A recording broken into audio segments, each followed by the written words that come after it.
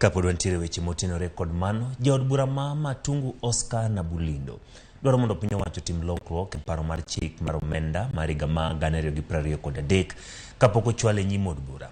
Kanotwak kod jofwambo e boma ma Kakamega, Nabulindo wacho ni en kaachiel kod kweth mar Azimio ok gibisiro parono mageto medo osuru ne Uganda jo Kenya poni ok bitimne lokruok. Oseo piny owacho kuom okang' mar dwaro ng'ado kwan atamalo 3 mar osara ne gedo mar udi ma nengogi olwar ka okawo jatend piny Kenya mondo omi jopiny thuolo mar golo pachgi e wi wachno.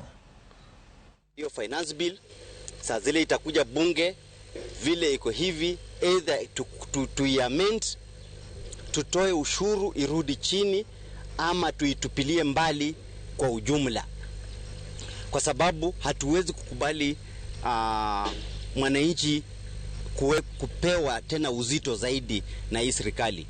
Kama serikali inataka kutafuta pesa, basi serikali itafute njia nyingine ya kuweza kuraise revenue bila kuingilia mifuko ya wafanyakazi. Kuna njia mingi ambayo Kenya iko na minerals, Kenya iko na natural resources, Kenya iko na service industry kama tourism, transport.